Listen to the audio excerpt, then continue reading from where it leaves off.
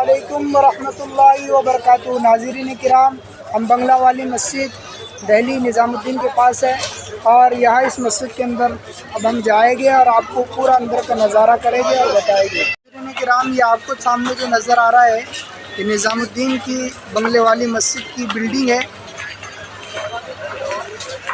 और यहाँ बंगला वाली लिखा हुआ है।